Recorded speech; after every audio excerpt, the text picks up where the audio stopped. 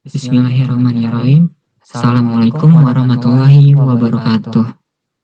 Saya selaku moderator yang bernama Oleh Novel Hakiki dan dengan rekan saya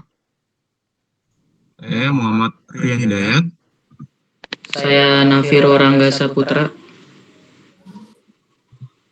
Saya Faik Ajija. Saya Muhammad Farhan Ruswandi. Baik, pada video kali ini kami akan membahas sebuah studi kasus yang diangkat dari Phantom Transaction pada fintech payment untuk membahas investigasi digital forensik berbasis insider threat dan data integrity.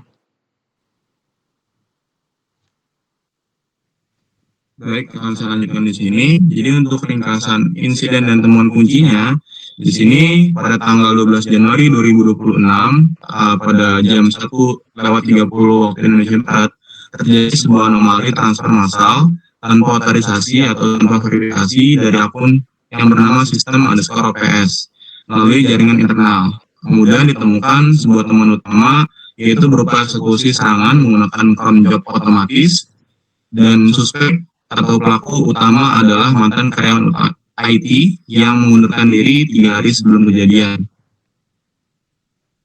Next. Nah, untuk paradigma chain of custody di sini secara konsep, jadi di sini menjamin integritas mutlak bukti digital di mata hukum dan dokumentasi alur bukti tanpa celah dari preservasi hingga ke meja hijau. Untuk dasar regulasi atau legalitasnya di sini, yaitu yang pertama ada Undang-Undang ITE nomor 1 tahun 2024, yang kedua ada KUHP pasal 184, dan yang ketiga ada ISO IEC 27037 tahun 2012. Nah, selanjutnya untuk pemetaan strategis di sini ada 4. Yang pertama itu ada identifikasi. Identifikasi di sini yaitu deteksi dini transfer massal via pengguna sistem OPS pada log database, dan untuk preservasi di sini yaitu berupa pengamanan dari direktori berupa var, kemudian log dan outlog, dan untuk base history dan juga konfigurasi cron job. Dan yang ketiga ada koleksi menggunakan hashing menggunakan MD5 atau SHA 256 dan penggunaan write docker untuk integritas disknya. Dan yang terakhir yaitu pemeriksaan. Di sini analisis timeline-nya, kemudian ada IP address internal, dan bukti modifikasi artefak digital. Selanjutnya akan dijelaskan oleh rekan saya, Nafiro Rangga Saputra.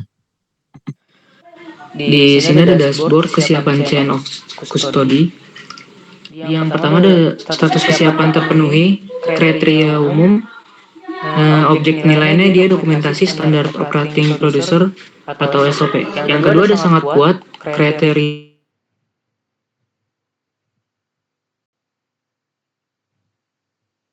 yang ketiga ada kriteria keunggulan, Automated Log Version Tools atau CM. Yang keempat perlu diperhatikan ada kriteria SDM atau sertifikasi Eximer. Yang kelima ada prosedural mendesak, kriteria sarana upgrade hardware, write blocker, forensic server. Di sini ada metodologi dan perangkat forensik. Yang pertama ada FTK Imager. Akuisisinya bit image dan verifikasi hash integritas. Yang kedua ada volatility, analisis memori atau RAM untuk menangkap script aktif dan koneksi. Yang terakhir ada wireshark, analisis paket data menuju payment gateway target. Selanjutnya akan dijelaskan dengan rekan saya, Noval.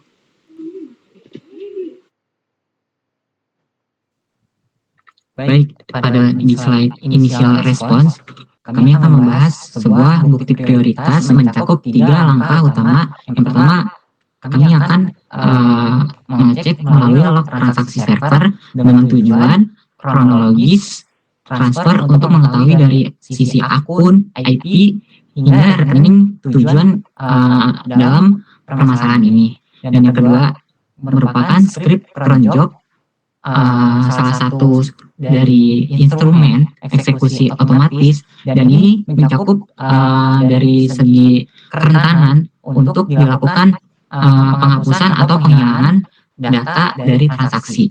Dan ketiga, untuk outlog sebuah var, ini bisa dikorelasi atau dicari tahu siapa atau letak dari sebuah IP dan menggunakan metode autentikasi seperti sistem OPS. Untuk di slide observation by forensic approach, kami membagi dua pembahasan. Yang pertama ada order of volatility dan hingga langkah-langkah yang kami ambil. Untuk order of volatility, kami mengamankan data dalam urutan dari yang paling cepat hilang. Yang pertama itu register dan cache. Register ini merupakan sebuah sisi keamanan saat ada celah yang ingin diserang, dan cache ini meliputi beberapa jumlah yang terkena dari serangan dalam kategori bisa berupa data-data yang sensitif atau confidentiality seperti data nama, alamat, dan lain-lainnya. Untuk RAM, ini meliputi routing table dan process list. Nah, dari lab forensik ini kami bisa melakukan sebuah pemeriksaan lebih lanjut atau secara berkala untuk melihat dari list proses yang dilakukan dari sebuah hacker, atau bisa dibilang sebuah gangguan dari sistem atau dari ada aktor yang emang dengan tanda kutip tidak sengaja atau maupun disengaja. Dan untuk ketiga ini pembahasannya temporary file system. Temporary file system ini merupakan seberapa file system ini dikunjungi atau di breakdown oleh aktor, dan yang keempat ini hard disk atau dari sebuah komponen penyimpanan secara fisik, bisa berupa SSD yang disambungkan kepada laptop. Itu merupakan salah satu dari sekian data-data atau kerentanan yang paling cepat hilang. Nah, kemudian langkah yang kami ambil ini meliputi dua aspek. Yang pertama, isolasi jaringan. Isolasi jaringan tanpa mematikan server, menghindari kehilangan RAM. Dokumentasi state atau rekam perintah yang dimulai dari ps.netstat dan crontet atau strip L itu merupakan dari sebuah celah untuk kita akan lakukan sebuah dokumentasi. Dan slide berikutnya kami membahas rekonstruksi hipotesis dari insider threat yang dilakukan dari permasalahan ini. Nah, yang pertama itu dimulai dari awal mulanya hari ke-7, merupakan dari persiapan skrip logic bomb, dan pada di hari ketiga ini lanjut ke suspek ternyata mengundurkan diri. Sebuah karyawan IT yang bisa dibilang di suspek ini adalah rekonstruksi dari sebuah kejadian yang dilakukan secara penyelidikan di tahap awal.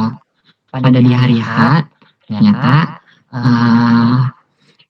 ia melakukan eksekusi cron job secara otomatis, dan setelah di hari kemudian setelah sehari kemudian itu terdapat sebuah anomali saldo terdeteksi, yang dimana itu saldo terdeteksi bisa kita temukan dari hipotesis transaksi yang dilakukan oleh suspek.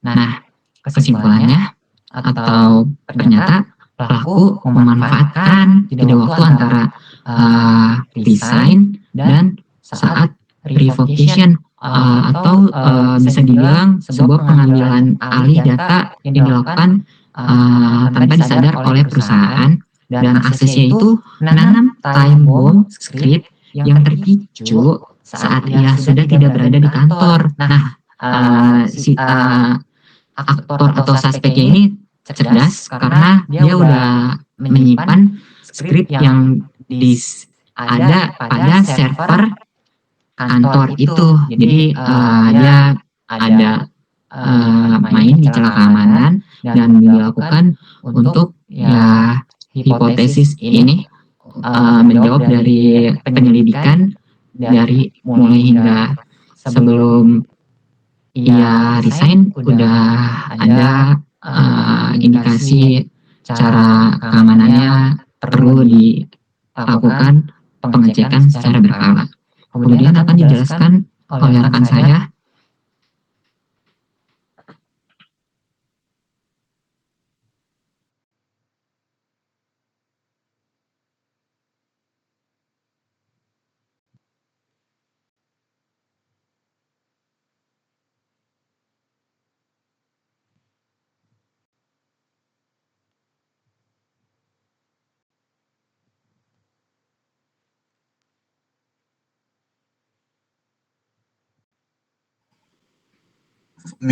Mikrofon kok.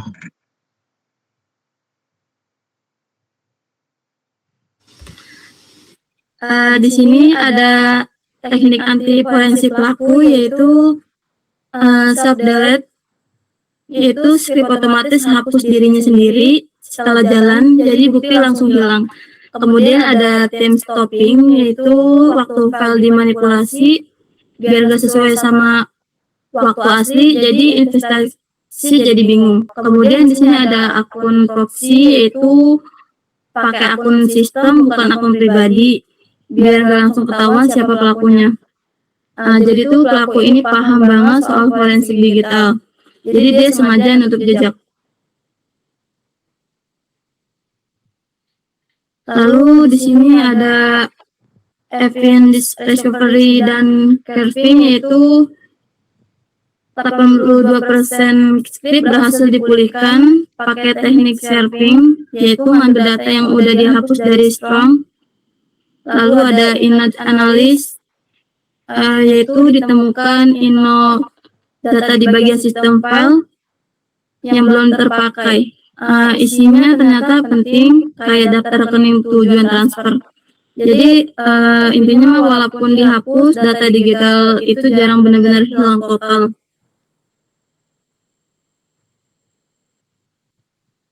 Lalu di sini ada rekomendasi keamanan dan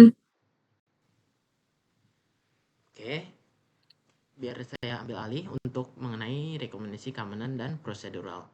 Setelah kita membahas panjang mengenai tahapan chain of custody, preservation, terus pengumpulan bukti, terus apalagi langkah selanjutnya? Ya kita terapkan keamanan untuk mencegah kejadian berikutnya terulang lagi. Di sini kami mengumpulkan, kami memberi saran yang rekomendasi melakukan 3 tahapan yang dianggap penting. Pertama, di sebelah kiri kita bisa melihat yaitu immediate access revocation. Apa itu? Yaitu semacam kebijakan pencabutan semua akses secara serentak pada hari yang sama ketika karyawan resmi berhenti tanpa terkecuali, bahkan untuk karyawan yang masih dalam masa notice period. Nah, apa aja tuh yang harus dicabut? Seperti akun VPN, akun SSH ke server, atau akun aplikasi internal seperti sistem ops, email perusahaan, atau akses ke repository seperti yang kita tahu yaitu kayak Git. Nah, kenapa ini penting di kasus Pailing? Celah utama insiden ini adalah akses VPN pelaku yang masih aktif selama 3 hari setelah resign. Nah, kalau aksesnya itu dicabut, masalah udah nggak ada itu. Lanjut ke CM deployment. Apa itu CM deployment? Kependekan dari Security Information and Event Management. Nah, apa itu? Nah, CM itu seperti sistem monitoring terpusat yang mengumpulkan log dari seluruh server, aplikasi, dan jaringan secara real time. lalu menganalisisnya untuk mendeteksi pola anomali. Cara kerjanya untuk detailing yaitu SIEM akan membuat rule deteksi. Misal ada transfer massal terjadi di pukul 12 malam sampai dengan jam 5 pagi. Nah, dia akan mengirim semacam sinyal alert. Atau misalnya ada akun sistem ops login dari IP yang tidak dikenal, dia juga akan mengirim semacam alert. Dan kalau ada lebih dari 50 transaksi juga bisa mengirim alert. Nah, hasilnya ketika rule itu terpicu, SIEM langsung kirim notifikasi ke tim keamanan dalam hitungan detik. Lanjut, di sini ada immutable logging. Nah, immutable logging ini apa? Ini itu log yang tidak bisa dimodifikasi atau dihapus oleh siapapun, termaksud administrator sistem sekalipun. Kalau misalnya nggak pakai immutable logging, pelaku di kasus ini kemungkinan mencoba menghapus atau memodifikasi log autentifikasi seperti var, log, atau out.log untuk menghilangkan jejak loginnya. Jika berhasil, bukti korelasi IP antara pelaku dan akun sistem bisa hilang selamanya. Lanjut. Nah, dari segala tahapan yang kami jelaskan, kami menyimpulkan bahwa untuk studi kasus ini, insiden phantom transaction depiling adalah murni insiden sabotage, berasal dari orang dalam yang dimungkinkan oleh celah prosedur offboarding. Bukti digital yang terkumpul melalui chain of custody yang kuat siap diajukan karena hukum. Jadi yang jadi masalahnya bukan dari serangan luar, tapi dari orang dalam itu sendiri. Oke.